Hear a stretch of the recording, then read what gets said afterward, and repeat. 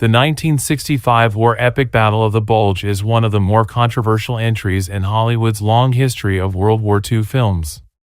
Released 20 years after the real battle took place, the movie set out to dramatize one of the largest and most decisive campaigns on the Western Front. Yet, while it aimed to capture the scale and intensity of the Ardennes offensive, it has long been criticized for its historical inaccuracies, odd storytelling choices, and questionable casting. Despite all this, the film has retained a certain cult status, in part because of its sweeping visuals, all-star cast, and sheer ambition.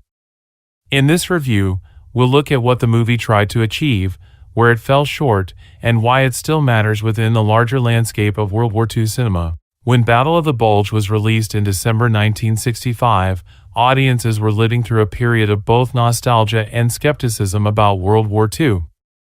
By this time, Hollywood had already given us some highly regarded war pictures, including The Longest Day, 1962, which had a massive ensemble cast and prided itself on being historically accurate.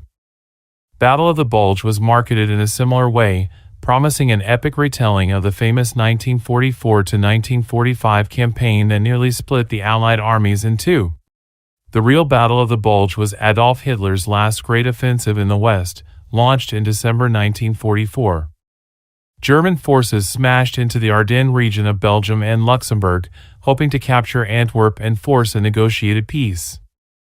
The Allies, caught off guard, faced some of the fiercest fighting of the war.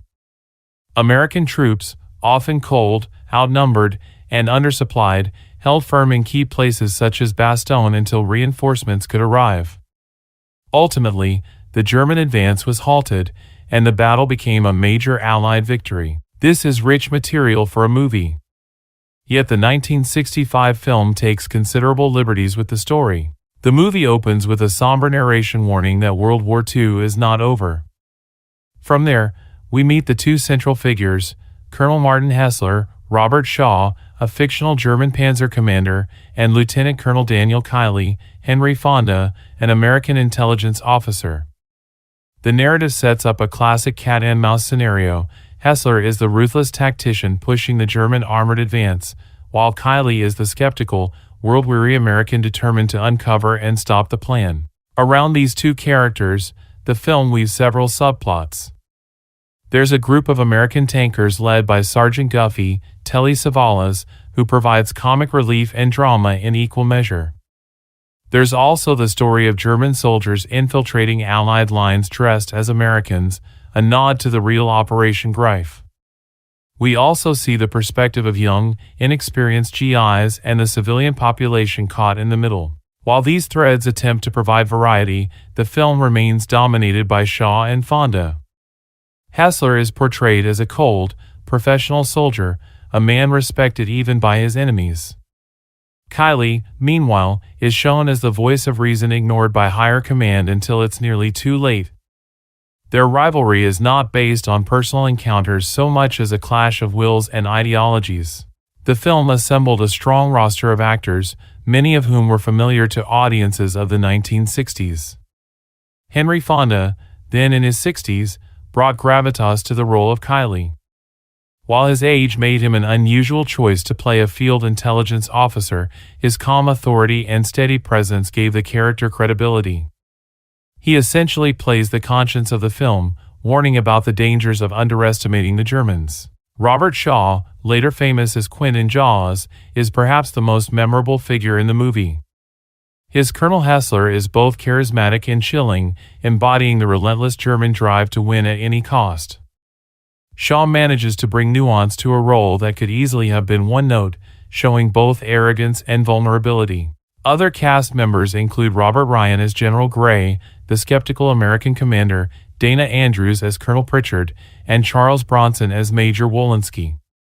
Telly Savalas, playing the opportunistic Sergeant Guffey, provides much of the film's lighter moments, though some critics felt his subplot bordered on parody. While the acting talent is undeniable, the script often limits what the performers can do. The dialogue sometimes veers into clichés, and character arcs are not fully developed.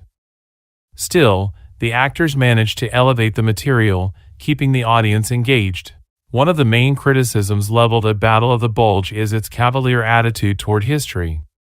Veterans of the real battle, as well as historians, were quick to point out glaring inaccuracies. For example, the German tanks depicted in the film were actually American M47 Pattons, painted to look German. They bore little resemblance to the fearsome Tiger II and Panther tanks that fought in the Ardennes. The American tanks were also modern by 1960s standards, making the visuals feel inauthentic. The terrain, the film was shot in Spain, not Belgium. As a result, the battlefields looked dry, sunny, and barren, completely unlike the snowy forests of the Ardennes in December 1944. This robbed the film of much of the atmosphere that defined the real battle. Events and strategy, the film compresses and simplifies the battle to a fault.